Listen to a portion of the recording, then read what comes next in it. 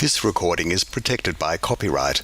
No part may be reproduced without the prior permission of the University of South Australia.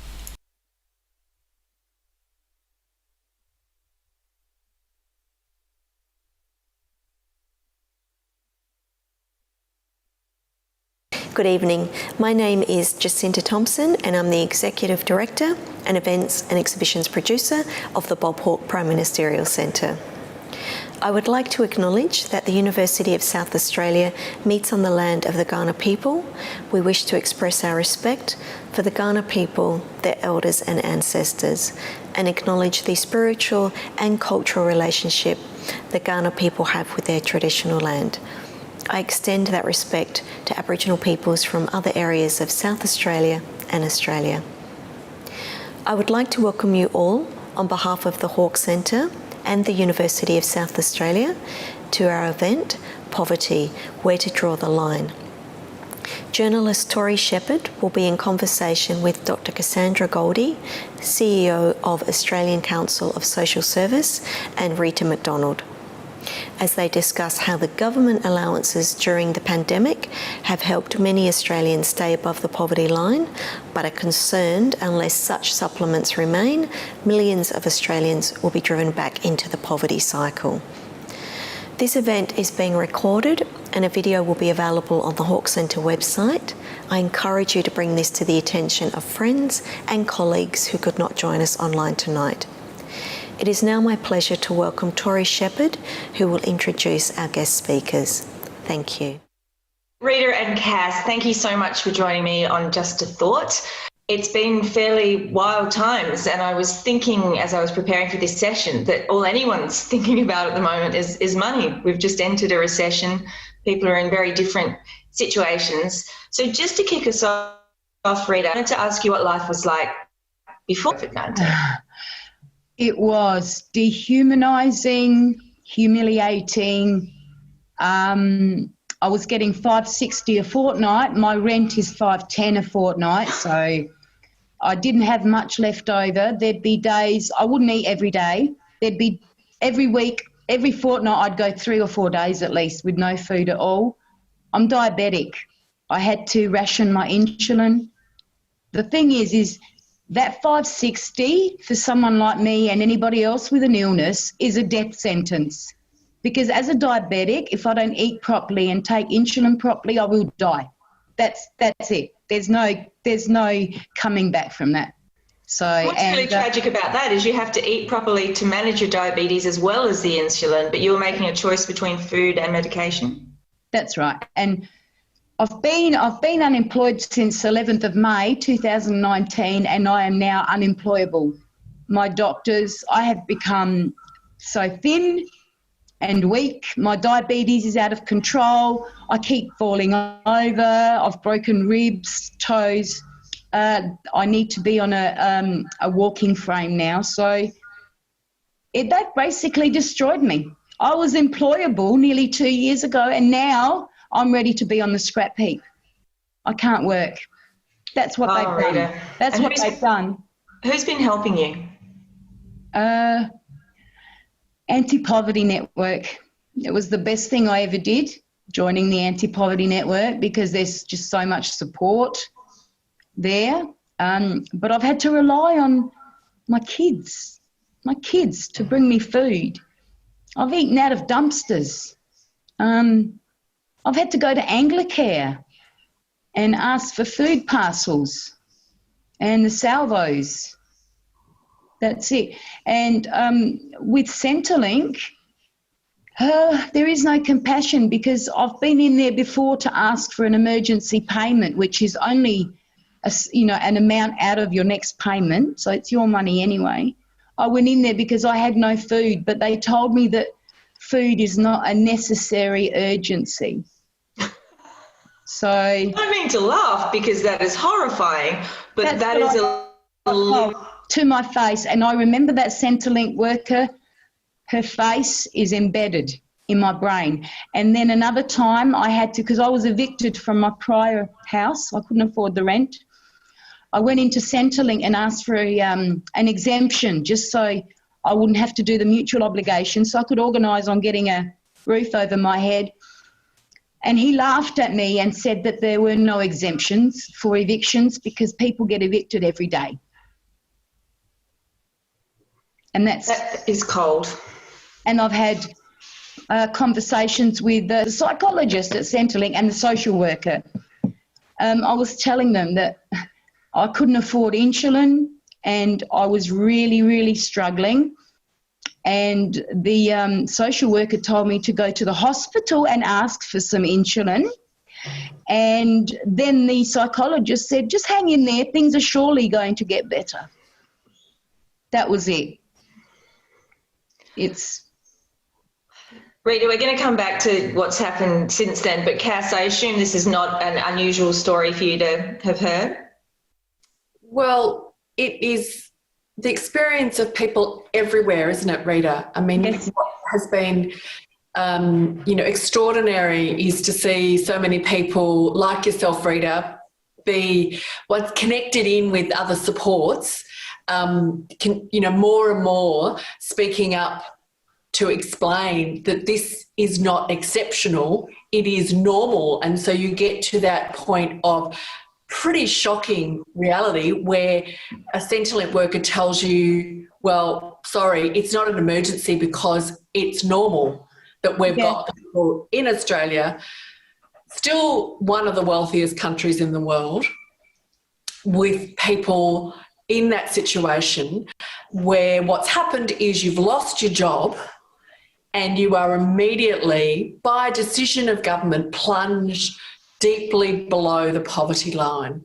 And so that experience that you've talked about, Rita, of the daily grind of it, the grimness of it, the brutality of it, the terrible, there are no choices here. You know, this idea that you're actually choosing between things that are essential, like housing, food, medications, that this is the daily experience. And then, of course, as you know, Rita, it's like that corrosive effect on your mental health. Like that, they're not real decisions, are they? No, and it just wears you down, Cassandra. It wears you down. They break you, and there's no going back for some of us. For a lot of us, there's no going back. They cuss.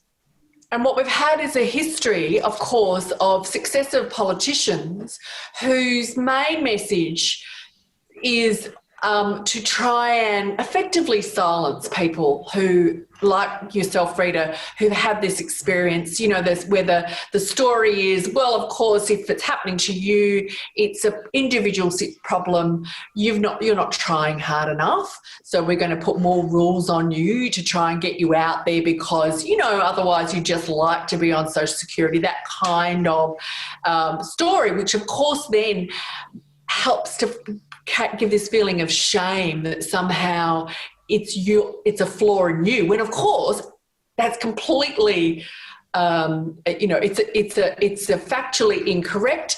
It's a terrible kind of gaslighting of people, really, isn't it, Rita? You know, because structurally in Australia, like many other countries, employment is not full employment. For a whole range of different reasons, there are at any point in time people who could not be in paid work who need income support, and it should be set at a rate which enables you to meet your essentials of life: housing, 3 meals a day, including fresh fruit and vegetables, and being able to pay for medicines and costs. And so, of course, what happened, you know, when you say, Rita, that, you know, this weirdness, right, that pre-COVID life was brutal, and you finally, because so many more, hundreds of thousands of people were faced by this terrible experience of becoming unemployed, the government overnight doubled the rate. So, Cass, we're going to come back to both the poverty line and the idea of if you have a go, you get a go.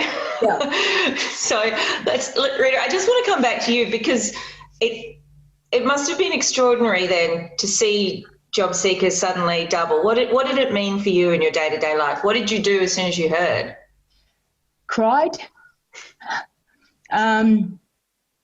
It was actually quite unbelievable at first.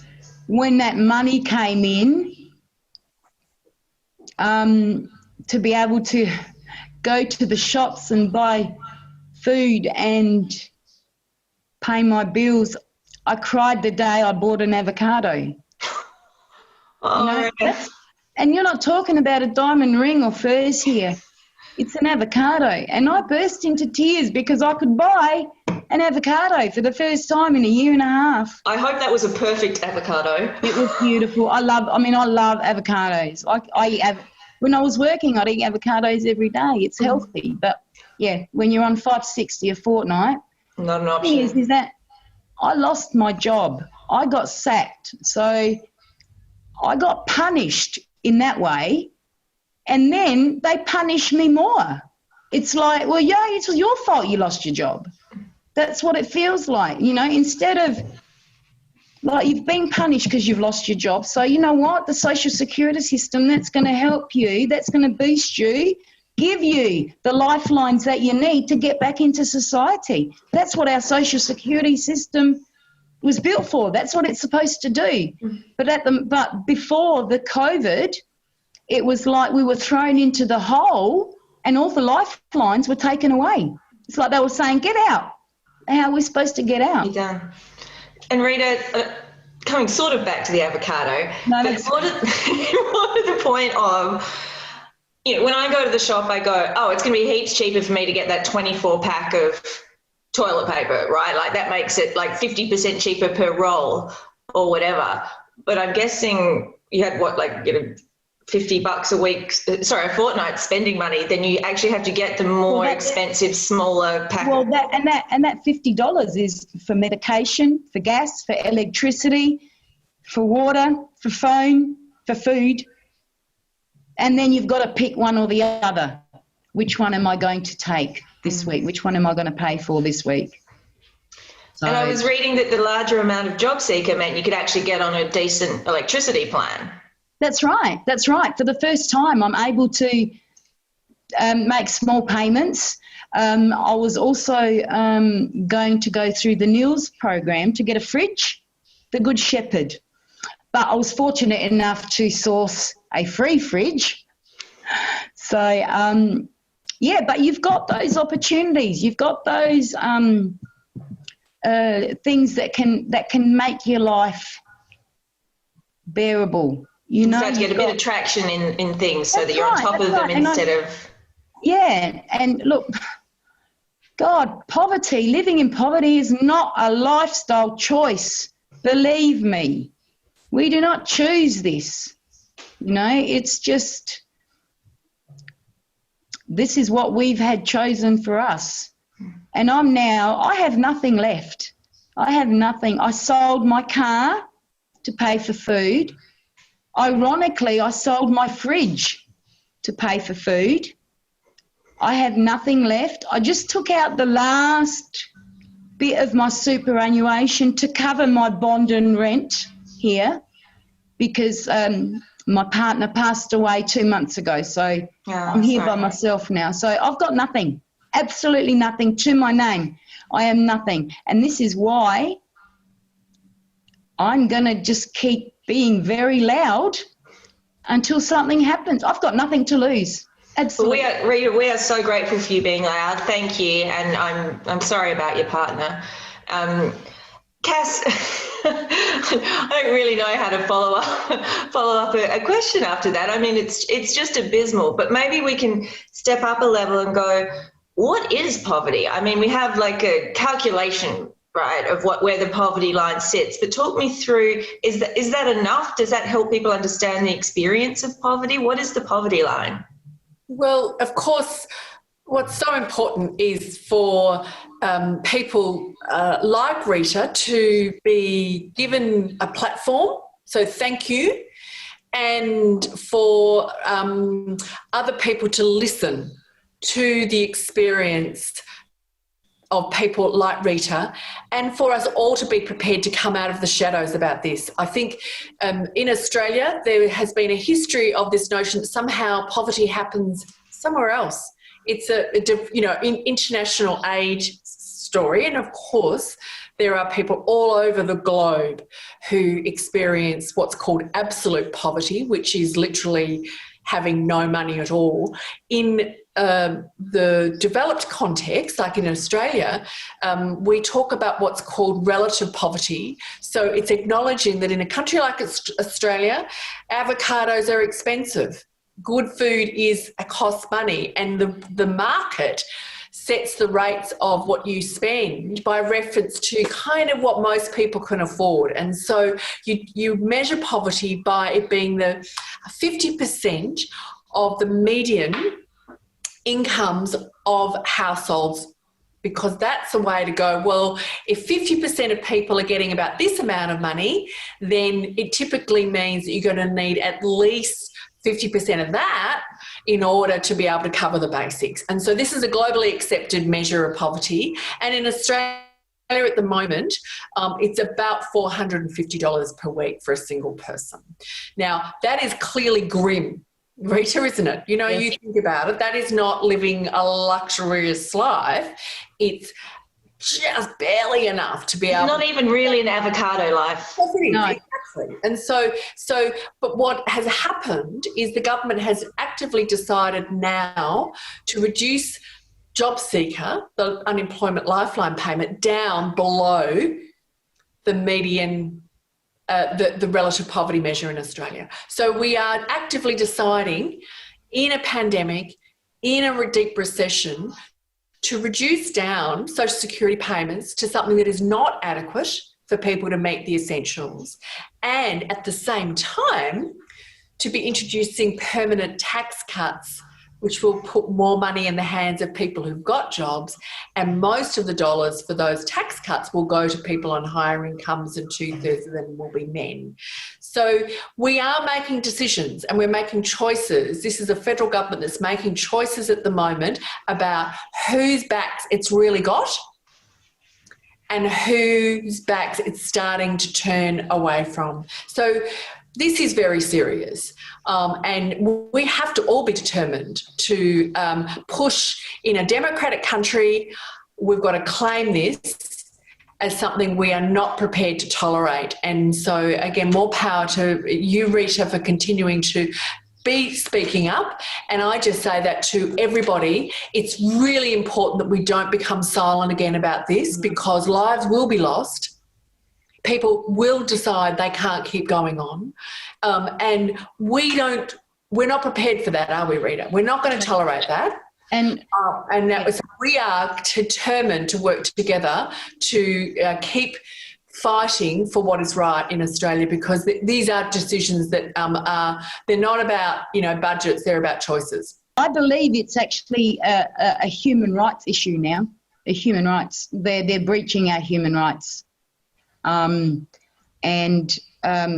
They've essentially admitted by doubling the rate straight away, they demonstrated that they knew that people couldn't live on their old amount.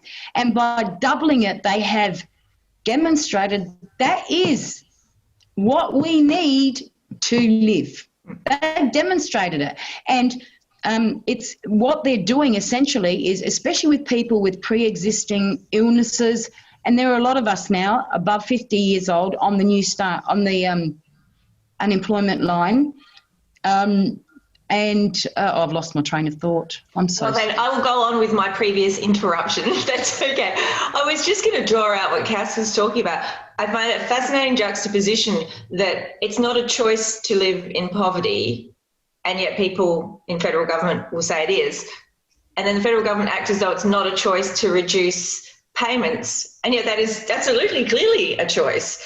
And that's kind of a segue into the next choice that they're going to make, which is whatever they will decide come December is the next step for JobSeeker. That's terrifying. Yeah. That's what I was trying to say. Yeah, the thing is that with elderly people with pre-existing medical conditions, that's a death sentence. They are literally giving us a death sentence. I will die. I have no doubts about it that I will not survive going back to the old rate. I have it right there. I won't survive. And there'll be lots of others who won't. It's a death sentence. Our government are giving us a death sentence. They are murdering us, and they have no No problems doing it. Rita, do you have any way to prepare for that uncertainty? I don't. All I know is the thing that terrifies me the most is not having a roof over my head, because I have nowhere to go. I don't even have a car to sleep in. So that terrifies me the most. So what I will do is I'll just put every cent I have into my rent, and then I'll have to worry about food by finding it in bins, but that'll be the least of my problems. My biggest worry is homelessness. I'm terrified of that. Absolutely terrified. Well, it's terrifying, absolutely. Yeah. And of course, I mean, this is the reality of that, you know, housing costs, and in Australia it costs a lot. Right now, while some of the costs for private rental have gone down sort of for higher income people, at the lower end of the rental market, there's no reduction in the rents. You know, in fact, actually, that's where all the demand's going to go, Tori, right? Because people are trying to reduce their housing costs, because so many people, we're at a doubling of their level of unemployment virtually overnight this year. I mean, that is an extraordinary change in who's needing what in Australia. We shouldn't underestimate the scale of this. And at the moment, most states and territories have implemented what's called an eviction moratorium. So it is saying that they're going to prevent landlords from actively evicting people, as happened to Rita previously. But it doesn't mean that they're necessarily waiving the rent. No. So people risk is accumulating debts, and then of course that also affects people's level of distress. And so I've heard in some of the discussion from government this notion of they're leaning in to doing something different. Everybody's going, there's no way we could go back to $40 a day. Well, our message to the government now is we'll give people that promise now.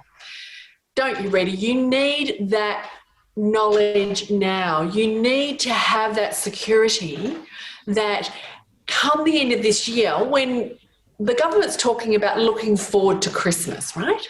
Things being better by Christmas, and yet actively choosing not to deliver on that promise for people on the lowest incomes in Australia. And so there is an urgency to this about the government being put under the pressure to deliver that kind of financial security.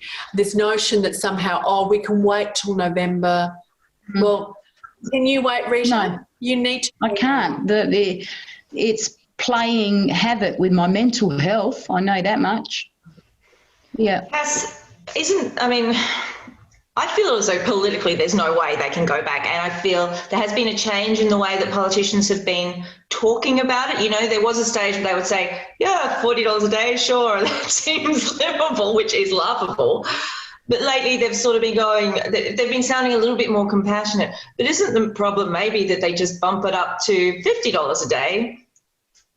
And that's still not they can say, look, it's the biggest jump in Newstart or JobSeeker that we've ever had, but it's still not really a livable amount. That's still not livable. It's got to be a livable wage. It has to be. Yep. So the government has the ability, there's no question here, to deliver a permanent adequate increase to JobSeeker, and can do it any time, and could certainly announce it in the October budget. It's choosing not to do that. Well, why is it choosing not to do that? What worries us, doesn't it, Rita, is that over the last few weeks we've started to get these stories about, there's plenty of jobs out there. You should go bush and, go fruit picking. Or could you pick fruit, Rita? Rita, would you like to go bush and pick some fruit? Well, excuse me, but apparently you earn $3,000 a week, so I'm there, all right? I want to know, why isn't everyone out there picking fruit if we're making $3,000 a week, all right? We should all be rich. But look at the logistics of fruit picking. It's seasonal work, so then I have to travel around the country. I can barely walk. I'm 55. What do you want me to do? But it is logistically, even for younger people. That's not a way of living, and that's not a way of life where you have to travel the country to fruit pick just so you can pay your rent. It's ridiculous. Ridiculous. And people's attitudes too, unfortunately. You still have people out there, oh, you know, get a job or, you know, you can live on your dole. And that's why I think people, when they think of poverty, they think of, all right, food and money. All right, maybe housing. But they don't look at the really little basic things like pads, tampons, deodorant, shampoo, conditioner, underwear. And that's why I've been making a point of taking photos of these kind of things that I've bought and sent them to Senator Ruston, just showing her, this is what I'm buying. You know, you're rhetoric about drugs and alcohol.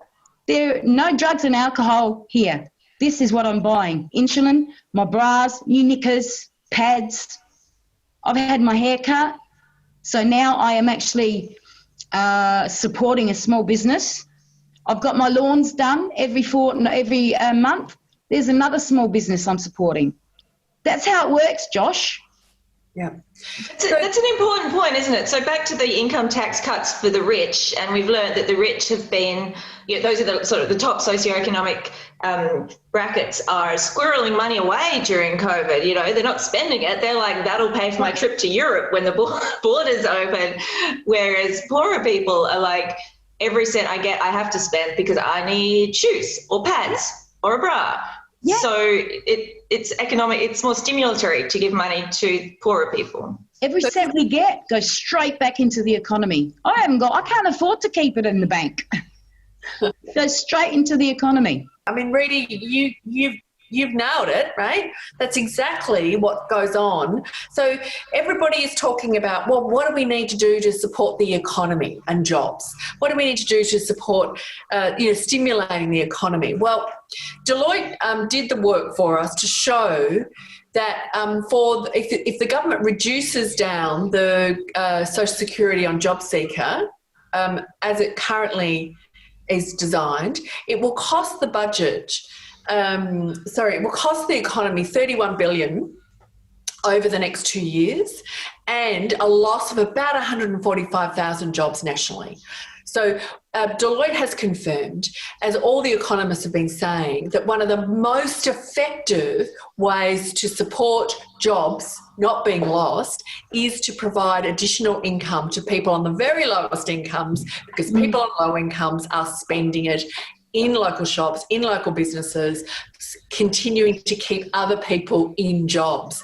Now, we've had, for example, the government proposed spending about $10 billion on some infrastructure where they say, well, we might be able to generate out of that 15,000 jobs. And we are presenting to them from the economist, from the social point of view, and from the environmental point of view, one of the best ways to protect communities is to protect people on the lowest incomes, to have basic security. We've had a bushfire season. Think of all the people that were affected by that in all those regions who lost, everything, and how devastating that is. Well, again, JobSeeker is such a key. That's where the income comes from. I mean, this is about basic dollars in the local economies. So it stacks up on every front evidence-wise, and also in the regional picture of Australia. This is not just about, what's happening in Melbourne. Of those 145,000 jobs, there's 35,000 of those jobs are in Queensland right now. Some of the highest economic benefits will go into areas like the Gold Coast, where there's been a doubling of the number of people on JobSeeker because of the loss to jobs. Many of those jobs are going to take a long time. Many of them won't come back. So this is a really significant picture right across Australia. It's not an isolated experience just where there's still lockdowns, for example. On this point about, should people go fruit picking, etc., Rita, you again explained that extremely well about reality test on that. You know, what kind of housing is affordable in those areas, when you've got to make a decision to spend money to get where you need to go to be able to do that work. It is only seasonal. And let's remember, almost 40% of people on JobSeeker at the moment are over 45 years of age. Right. And so this, you know, where we've got one job for every 12 people on JobSeeker, and in regional areas, that's 28 people on JobSeeker for that one job. This is about a serious, ongoing situation for, you know, millions of people over the years ahead who will be struggling to get into the labour market. Now, Rita, we all are going, well, of course we don't give up. You know, we're going to all work hard to create jobs. You are continuing to look at what you can do, right, to, you know, rebuild your life from what it's been. And the doubling of JobSeeker was the, you know, first time where you went, okay, I don't have to worry. Now I might be able to get somewhere. I don't have to worry about feeding myself, at least. That's right. That's right. When you add something on the fruit picking thing, also the $3,000 a week is not a thing. I picked fruit when I was younger and fitter and could work really, really hard, 12 hours a day, and I could just afford to cover my rent on the farm, and that room was so disgusting I'd set up my tent inside it. So yeah. I used to fruit pick too, and grape pruning, whatever, when I was younger. It's crap work, crap money. Yeah. And the last time there was an inquiry into this industry, there were a lot of concerns brought through about the level of exploitation. Yeah. And so if this is a time where, as a country, we finally lift the lid properly on what's going on about employment in that kind of industry, and we fix it so that it is appropriate, decently paid, and, you know, with good standards for work, then that will be a good thing. I believe if you give people decent wages and decent conditions, people are going to work. People will work. And I believe we should actually stop talking about, you know, like infrastructure and private companies and things creating jobs. I think we need to get back to community, and we need to get back to community-based jobs. I've lived in this community nearly 10 years. I look around, I can see thousands of jobs that need doing in this community. So let's create those jobs within our communities. Take it away from the big wigs, you know. We know what we need in our communities. Okay, we've got a Holden factory sitting there absolutely empty. Okay, you look at things. Let's move away from the the dark ages. Let's head towards the 22nd century. Let's look at cannabis and hemp. All right, renewables. We've got a factory there that we could employ thousands. We could get this area, the north, booming. All right, you can council buses 7 days a week for people who can't get around. Make them government jobs. Clean up our areas. You know, when you come into our areas, you know we're living in poor areas. Landscape our areas to look just like the rich ones. There's 1,000 jobs there. We've brought through social housing, maybe. Social housing. Build some housing. There's jobs there. We've recommended very clearly, and there's broad support from, you know, business groups, from the private sector as well as from the social sector, Rita and The Economist, to say in terms of investment in stimulating job creation, there's Social Security, and we've talked about that, and then social housing, low-income housing. Again, huge community benefit, bundles of jobs that could be all over Australia rather than a very expensive mega projects which are just in one area. Oh, definitely, Cassandra. A big sort of, you know, railway project. Energy efficiency. So what does that mean? That's bundles of jobs in retrofitting low-income homes so that finally you are able to actually reduce down your energy bills, because we have very low standards of energy efficiency in many of the private rentals, which are low income. And thirdly, caring services. So community-based services, as you say, Rita, and of course childcare, aged care. That kind of community building side. And what's clear is from the economic analysis is that for the dollar investment, you create more jobs in those kinds of initiatives than you do in this traditional old style big infrastructure program. We were talking before about where you live, about Manopara. Yep. So where I live, we're both in Adelaide. I can walk to the Central Market and get their cheap tomatoes, at the end of the day. I could walk. I've probably got a bunch of bulk billing doctors all around my block. Anything I want, I can walk to. I don't even really need a car anymore. I can probably get rid of that. What does Manopara look like in terms of... Manopara, if you've got a car, I suppose you're okay. But when you're like people like me, you're quite isolated. What we have is a main road that every second business is either McDonald's, Kentucky Fried, Hungry Jack's, a lot of fast food places. Not a lot of fresh fruit and vegetable places for low-income earners. There are places out there like churches and that, but you actually have to get there, which is a problem. But it just we don't have a community centre for people to go to. There's nowhere people can connect anymore.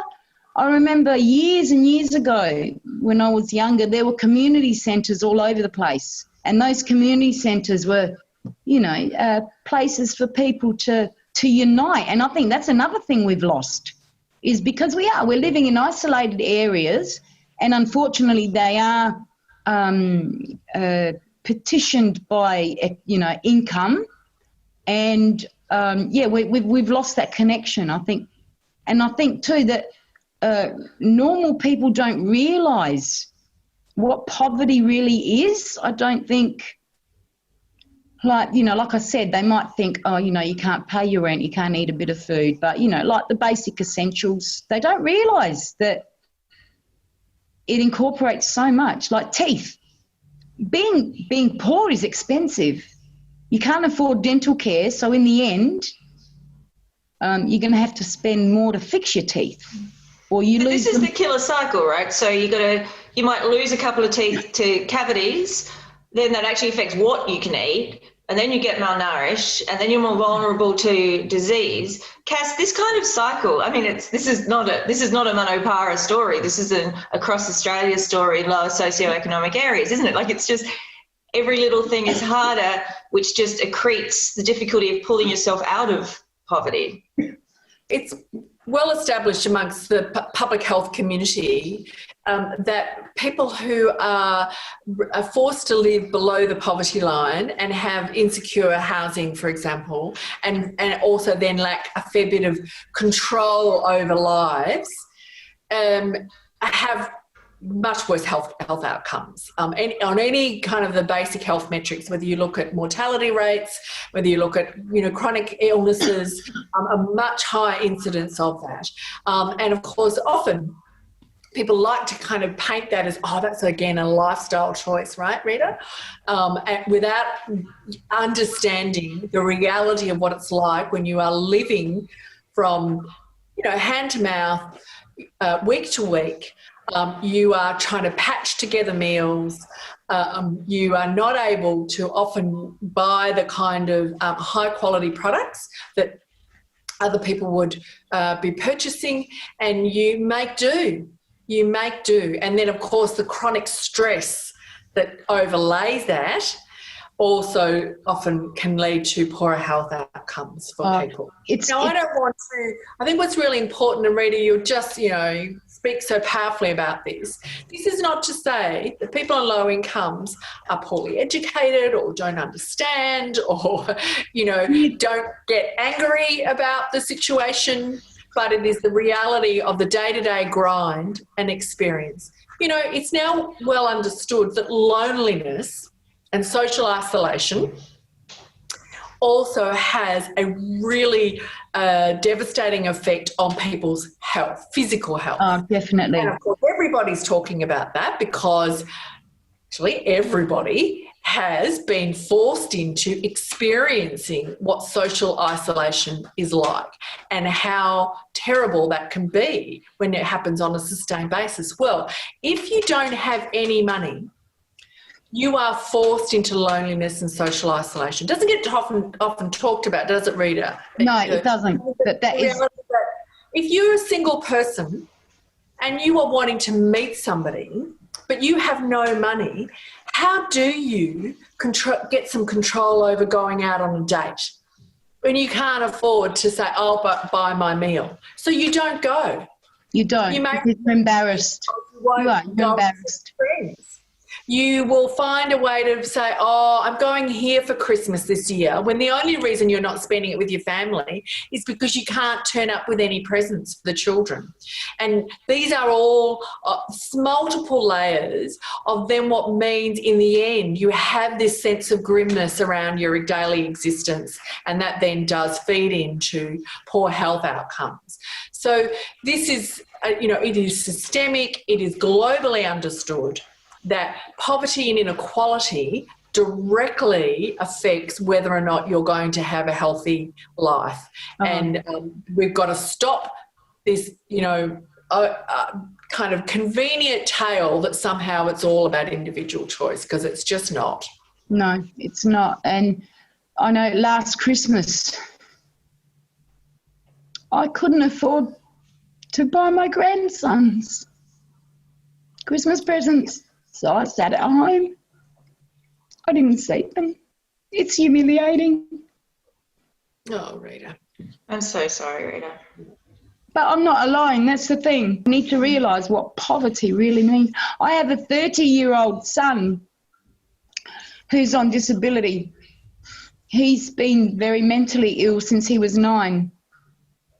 He has to have all his teeth removed. They're all rotten.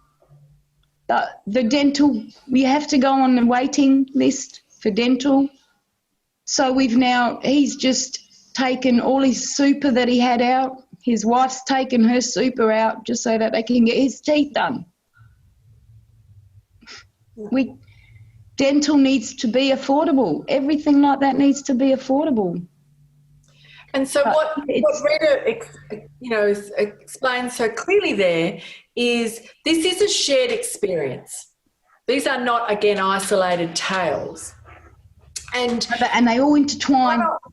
And one of the powerful opportunities that is being presented to us in these really tough times, and there's no question, bushfires, a pandemic, and now a deep recession, there is an opportunity for us to have a version of a Me Too, which is that when you speak, Rita, then somebody else can say, that's me too. And that is me too. And to people not to be silenced. And so I think why I'm speaking. That's right. One of the most powerful ways for us to transform what the next future looks like. Yep. And again, I think it's extremely important that journalists and others are providing an opportunity for people to be able to speak to this, because powerful interests are at play here. We know that. Yep. There are going to be very tough decisions that get made over the next period about what will happen to services, what will happen to who gets looked after, what will happen.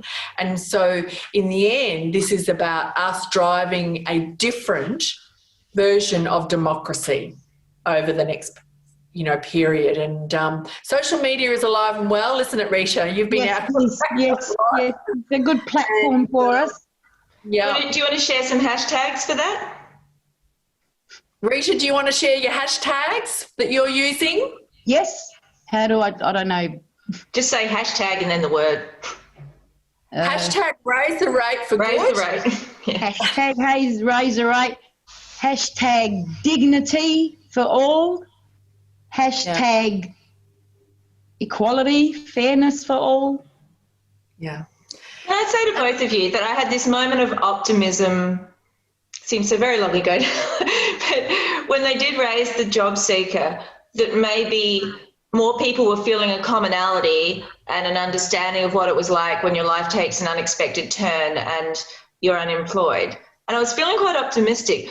But since then, I've realised just how ingrained that if you have a go, you get a go mentality is, because I think that people who've always had a job and have always had a good job, and everyone around them has always had a good job, it's almost a blindness. Like, they literally cannot see how through no fault of your own you end up poor. Is there a way to, I know we can talk about policy settings, raise the rate, all of these things, but is there a way to change that mentality, like to actually get through to people that you can do what you like, but if you're stuck in Manupara without enough money for a car to get around, let alone, you know, a nice suit to go and look for a job, is there a way to change people's mind? We just need to get together and fight for what we know is right.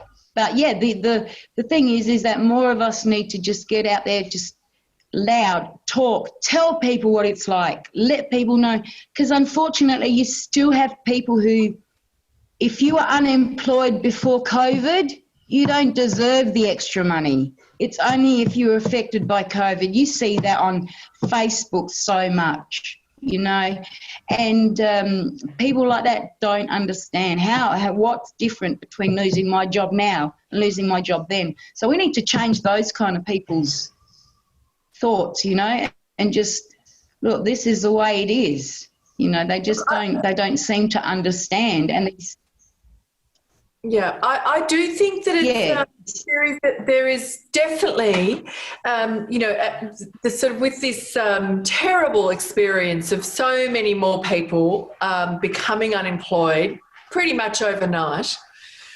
it has been, you know, a powerful demonstration that to a large extent unemployment can happen to anybody. And the reality is it's been happening to anybody, you know, ongoing, but not in such a large scale and in such a short period of time. In other words, there's this sort of been this silencing, you know, when you get made redundant from whatever job you're in, you are the next person who goes through a period of shame, who goes through a period of how do I make this work, who goes through the period of hope about how will I get into another job. Sometimes you do, which is fantastic, and sometimes you don't, or it can take a long time. And then you become the other stereotype. You move from being the taxpayer, in quotes, to being, you know, on welfare, right? You are the same person. What we've had a powerful demonstration is that really it can happen to anybody. And I think, Tori, one of the, you know, I'm not a psychologist, but I do think that one of the reasons we can go into this place of, oh, it must be that person's fault, is because it strikes at the fear that lives in yourself, that unless I tell myself that person's different to me, it really could be me next, and I don't want to deal with that reality. Well, we've dealt with that reality in Australia this year and around the globe, that the reality is unemployment can happen to pretty much everybody, and we really need to make sure that if it happens to you, if it happens to your son, if it happens to your auntie, you're going to be okay. And that's what we could, that's the next, you know, fight we've got together. I'm not saying unemployment can happen to literally anybody, because there are some people who've got significant wealth behind them and they will be okay. Sometimes it's hard to get people out of the Senate, for example. Yeah. but we know when you're pre-COVID, the data is very clear that over the lifetime, about 70% of us will at some point need to rely on Social Security for a primary source of income. So whether it's because you become unemployed, you become a carer, you develop an illness, you have a disability at some stage, this is the safety net. This is what we're fighting for here. And for, you know, the last 25 years, we've allowed it to become less and less effective. And the line got drawn. The government, as you say, Rita, went, we've got to make sure people will actually have enough in the short term, and they finally did do the right thing. And we've got to now deliver that as a long-term safety net that's adequate for as long as an individual and family needs it. Yep, at least minimum. You can't survive on less that. It's just it's just not feasible. I don't think anyone would ever argue for $40 a day being feasible, and I think there'd be a lot of people who'd see anything less than $1,000 a week as being comfortable. But at ACOSS have you set a specific amount? So we've provided a detailed proposal to the government about what we would recommend as the absolute minimum in fixing the way social security works for people of working age. It means, as Rita says, for many people, they will need every dollar that they're currently getting, and in some cases more. So particularly if you have children, if you're in the private rental market, or if you have if you have poor health or a disability. So Rita, you are a classic of that. You're in the private rental market and you needing to spend more money on medicines because of your health. So we've said on the base rate of JobSeeker, the absolute minimum would be to lift it up to around about $470 per week, plus then putting Commonwealth rent assistance, the payment you get if you're in the private rental market, up to at least another $100 per week. And then if you've got children, in some cases you'd be needing at least $200 per week more. Now, this is a recommendation that is because for almost a decade we've had successive treasurers and prime ministers recommending and delivering cuts to social security and cuts to social services. They made the mistake, and that is why pre-COVID the economy was sluggish, because Rita was trying to get by on $40 a day, and we had taken a whole lot of income adequacy out of our economies. Yep, that's true. So we're kind of getting towards the end of our chat, guys. But Rita, tell me about what you hope for. What I hope. Do you have a vision of what life might be like if they actually, come to the party and deliver a livable amount? I do. I believe we can do it. It might take a while, but like Cassandra said too, we're all getting louder. There's more people. I just hope for like a good social security system. If anything has shown us anything, is that during COVID and the bushfires, our social security system is not there to help people. So that's what I hope for, is just a good social security system that helps people when they fall down, get back up. So yeah, and like I said before too, I'd like to see, maybe look at some community-based work. There's work here to be done. We could get, our communities, maybe we could get, things started. And I hope for a time when dental care will be on Medicare, so that bad teeth will no longer be the badge of poverty as it is now. I hope. Doesn't seem like a lot to ask, Rita. just a decent. Just a decent standard of living for every Australian. I don't think that's an incredible ask. I completely agree. So, Cass, just to finish with you, one last word from your mouth to Josh Frydenberg's ear before the government makes that decision in December about where they'll settle on JobSeeker / New Start. I think the Treasurer needs to do his job, and he needs to take the best advice. And the best advice is a combination of listening to people like Rita and to the leading economists in the country, who are both saying that we need a decent, adequate social security system for people directly affected and to support the economy and other people in jobs. Beautifully put. Rita, you can have the last word. Absolutely. No, you totally get. Just start from now. I was just thinking. I don't know how much sense it makes to think that you're going to boost the economy by taking people's money away. I don't see how they can see that is even a thing. It doesn't make sense. And Rita, it doesn't make sense to you, and it doesn't make sense to the economists either. No. Certainly, when it comes to taking money away from people on low and modest incomes who are spending, they are questioning whether there's any sense in doing personal income tax cuts for people on higher incomes who will save it. And so this is the choice that's being presented. My hope is, as I say, the government does the right thing and listens to the best expert advice and doesn't try and go back to the old nasty politics of trying to blame people on low incomes as if somehow it's all about other people's fault.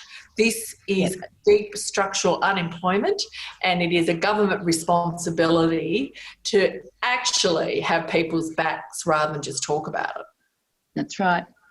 Beautifully put, both of you. Thank you so much for being part of Just a Thought at the University of South Australia's Bob Hawke Ministerial Centre. Rita, you're a champion and you almost had me in tears. Thank you for being such a passionate voice and, you know, again, from your mouth to the federal government's ears. And Cass, thank you again for your passionate advocacy. And we'll keep our fingers crossed for good news in December. That's it. Yep. Thank you very much. Everybody. Thanks, Cassandra.